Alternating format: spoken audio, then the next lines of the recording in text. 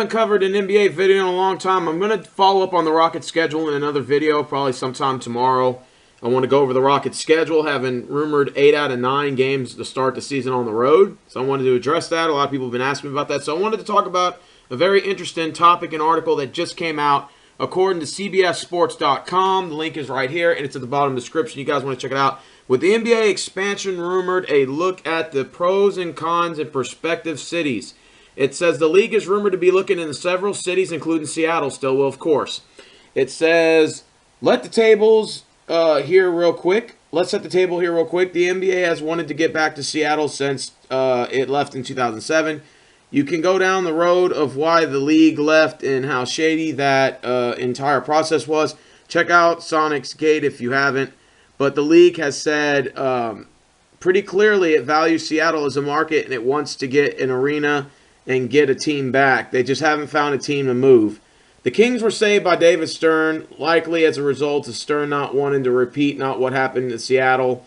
And the Bucks found a new ownership who built a new arena. Seattle has loomed as a real threat to any team that might not pursue what the league perceives as necessary arena upgrade. Expansion is the only way Seattle's going to get a team. And if they add Seattle, they need to add another team so it's even on both conferences. The league is currently negotiating with the union and the new CBA with a high optimum on both sides on a deal will get done sometime before the opt-out on the date of December. Any movement on expansion starts there. Here's where today's topic on the conversation arises. The Sonic Rising covers everything regarding the Seattle effort for a new season and a return of the team that was such a part of the league and the city culture. It is not a huge news break in sight, but it should be noted that Kevin Nagata, or whatever his name is, Nagosguda or something, Nesgoda, who writes and edits the site, doesn't put himself out there with much in that he did get the Russell Westbrook expansion news before anyone else. On Thursday, Sonic Rising published the following, writing that expansion is on the table in the CBA negotiations and that Seattle, provided it could approve an arena plan, would be the front of the line. I've heard that once the CBA finished, the expansion bidding could be announced as soon as December or as late as an All-Star game in February. There are going to be numerous other cities competing with Seattle to get the expansion franchise as well. I do not know if there is just going to be one slot or two. Other cities have heard that they are going to be making a play for expansion are Louisville. They have all their affairs in order and ready to go. Pittsburgh, Omaha, Las Vegas, Vancouver, BC, and Mexico City, Kansas City, and St. Louis have been brought up as well, but I can't confirm the validity of their interest. Now, it says here now, before we get into the ideas of possible candidates discussed here, let's really be clear on Adam Silver as recently in March. The issue with the NBA right now is that every team, in essence, can have a global following, Silver said. They need to expand the front print by physically putting another team in the market become less important of a league standpoint. As therefore, the way owners see the expansion at the moment is really equivalent as selling equality in the league. Equity in the league, I guess. We are 30 partners right now, 30 teams. Each of those teams owns 1/30 of the global opportunities of the NBA. So the issue becomes, if you expand, do you want to sell one of those interests off to a new group of partners? One reason to do it, of course, is that if it's addictive, and no doubt Seattle is a great market. And the moment, like me, as success as the league right now, we are not in position to put even aside profitability where all 30 teams must see experiences. That's not a secret. Silver also touched on how the new expansion could dilute the talent in the NBA. There are so many great players in the league, Silver said, and that one of the issues with the expansion is even putting aside the financial notion of selling equity and whether it's addictive to the league as a whole to add more teams. The question becomes more of diluting the teams of talent, and that's something that could be focused on as well. It said that was just 7 months ago. The league has made it clear that it doesn't view it as financially or logically feasible to expand. And if it did want to expand, it would want to expand its international impact. then you would have to consider the votes necessary to approve these moves and how efforts break down. If you want to put a team in Las Vegas, for example, this impacts the Kings market. If you would put a team in Seattle, it takes away from Portland's reach, though Portland Blazers owner Paul Allen voted against moving the Sonics, and it seems like he would be in support of it. If you put a team in Kansas City, that impacts OKC's market, and etc. This is why Larry Ellison from Oracle struggled to put together an effort to move it to San Jose because the various California markets, these things would have to be considered. So the odds of expansion right now are poor, but with the money that has flooded in the system as a new media deal, there's an opportunity if the league can find a way to convince owners that they can make money with the expansion, then it could get approved. Then going by it's the real key. As such, with a healthy dose of skepticism, here's a look at the listed Seattle Sonics. Seattle has been loved for 40 years, and the fans want them back. They just didn't want to shell out for a new arena. Check out John Oliver's bit for the argument against the new arenas. Chris Hansen has been chasing the team for 5 years, and his efforts dealt with a huge blow by the city council voted against the vacation on an approved plan for this year. So Hansen went out and bought a $32 million more in real estate to make it another run for an arena plan. This one is a no-brainer for the league, but Hansen has to figure out arena situation. You got Pittsburgh. It's ranked 23rd in television market, and both supports a baseball team and football team remarkably well. And it has a great combo rivalry with the Sixers. You have the Consol Energy Arena, which hosts March Madness games. It seats 19,000 just right along the NBA team. Ownership is questionable here. You got Omaha. This is a little weird. It's the 74th biggest market, and its fan makeup does not suggest it would go out for an all-NBA product. I'd say I can't imagine it trying to sell an NBA free agent in Omaha, but I would have to say that this thing about the OKC, it's hosts a large sporting event like the College World Series, but it seems like a weird fit for NBA cities. CenturyLink Center has just under 19,000 seats and was built in 2003, so it's a little long in the tooth, but would do for that short term. Las Vegas, obviously market is there. After the 2007 All-Star Game did not go over terribly well, there was a lot of talk that the league would never explore it, but under Adam Silver that could change, especially now that the NFL looks ready to adapt as a new city. Silver has been welcoming the idea of a sports betting adapt and integrated by U.S. sports leagues, and they have T-Mobile Arena, which is just open this year. If the league thinks it'll work as a full-time market, this makes a lot of sense as a second city, and the league would move Memphis or New Orleans to the Eastern Conference. Vancouver, a return to Canada for how about the Raptors have taken off. Media loves the city, and a return is a very popular idea, but they need both the arena. The Rogers Centers is 31 years old, which is now considered ancient, and the ownership group, however, is wide open market but doesn't hurt anyone and would re-solidify the Northwestern Division geographically. There's definitely a fan base still very much into the idea of an NBA return. You got Louisville, a popular suggestion for this time. Louisville would help ease the NBA into the southern market. And there's an arena in the place in the KFC Yum Center. But the University of Louisville has a number of advantages of maintaining control of the facility for the events. Read this chain of reference. Can a college town adopt an NBA team successfully? Louisville is integrated choice, has some upside and some building, but it's complicated. Mexico City is complicated, but the league has played regular season games there the past few years. There's an arena opened in 2012. The seats over 22,000. If they want to expand beyond the United States and Canada, this makes a lot of sense. The dynamics to have a Mexico-based team is something that the more researchers have, honestly.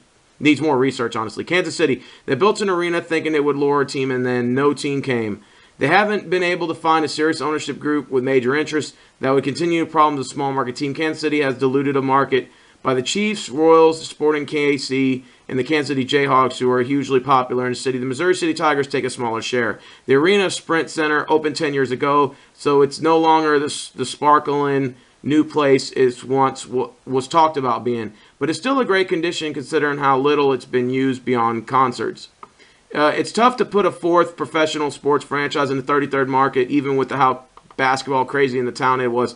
Sporting Kansas City's success is proof of both how a team is run well can succeed there and maybe very limited on what the market can do. St. Louis, they just lost to the Rams. So, they just lost the Rams, so there's a gap there, but also likely makes the market less appealing. Meanwhile, they have an arena. Oh, sorry about that. They have an arena there Scottsdale Arena, where the Blues play. It's 32 years old. They need a new one. The fast ownership is also a question. St. Louis might welcome NBA teams to fill the hole the Rams left in their collective heart, but not everyone is so sure. Chicago, there isn't mentioned, but it makes a World Series. You have to pay Jerry Reinsdorf enough of double below his White Sox budget. But if you can get the Hall of Famer on board, Chicago makes the most sense. You need a new arena. The Bulls and the Blackhawks can both share the United Center, which is getting along with the two teams. I disagree with this. I'm going to skip this one. The article ends here, but the last thing we need is two NBA teams sharing. We already got the Clippers and the Lakers. We don't need that anymore. You need to move the Clippers back to San Diego. You give Seattle a franchise. And honestly, you could give Las Vegas a franchise, and you move the Memphis Grizzlies to the Eastern Conference. I mean, that's what to me seems like the most logic sense of this whole ordeal. So, addition by subtraction, Memphis is more on the eastern part of the United States, despite the fact that they're considered southern. You move Memphis to the Eastern Conference, and then you could then move. You then could put Vegas and Seattle with the team. But see, here's the obstacles that I'm trying to figure out: is how does this fit well into an 82-game season? Are you going to take away from some of the Eastern Conference games? Are you going to raise the season games from 82 to 90? Add in 4 extra games per your conference? Are you willing to go from 82 to 90 game season? Also, not only that, but I don't think it's going to dilute a lot of the teams. I think it's going to put all these bench players on all these other teams that should probably be starting on other teams that could start. As the population is growing in the United States and around the world, it would be a marketing strategy from a financial standpoint to move these teams to make more expansion franchises. That's what you want to do. I think Vancouver deserves one. I think Richmond, Virginia deserves one. Louisville, big basketball town. I think they deserve one. Kansas City deserves one. There's a lot of a lot of cities and stuff they listed here. Mexico City, I'm all for that. I'm all for expansion. Omaha, I'm not really so sure on that, but Pittsburgh, I think, is definitely considered a good landing place. They would be a very good rival to the Philadelphia 76ers. But let's just make one thing clear. If you're going to expand the franchises, you're definitely going to dilute the season because you're going to have a lot of teams eliminated even more before that. So are you going to expand the number of playoff teams? And you're like, well, how is that? If you're going to bring over 2 more franchises, I think at 32 teams, there should be a 20-team playoff. And I think, how does that work? Because it unevens. It has to be 16 or 8. So you have 16. What you could do is take 17, 18, 19, 20, and have them go up against 16, 15, 14, 13. So 13 and 20, 14 and 19, 15 and 18, 16 and 17. I say do an MLB baseball format where they're facing a 1-game play-in and have those teams maybe do a 2 out of 3 just before the NBA weekend basketball kicks off, and have like a March Madness kind of feel to it, like the first 4 almost. But you do that for the NBA, make it 2 out of 3, so at least it allows the lower seed 1 home game at worst. How you schedule it, are you going to put the lower seed with the first home game and then give the second 2 games to the higher seed? Are you going to do higher seed game 1, lower seed game 2, and if necessary, higher seed game 3? Is that going to cut into your travel cost budget? So, of course, the NBA would have to figure that piece out. But I think it's time to expand. I think it's time that other cities share the spotlight. Shit, I'm all for having at least 1 team in every state. That would be the coolest thing. I think NFL could probably integrate to that as well. I think Vancouver would be a great site for Canada to have another team. They had the Grizzlies, very successful there. I mean, they had an old arena, but everybody liked it there. Everyone loved the Vancouver Grizzlies. Mike Bibby played for there. My boy Michael Dickerson, Big Country Reeves, Othello Harrington, Cherokee Parks, Sharif Abdul Rahim was a very good player. He had Sam Mack, my boy Sam Mack used to play for there. Tony Massenberg, Antoine Carr. I mean, I can go on and on with some names. David Lopez. See, y'all probably don't know players like that. I'm going deep into my psyche memory here of the old Vancouver Grizzlies. I'm talking about the late 90s, early 2000s Vancouver Grizzlies before they moved to Memphis. But anyways, I think this is a great idea for NBA expansion. What do you guys think?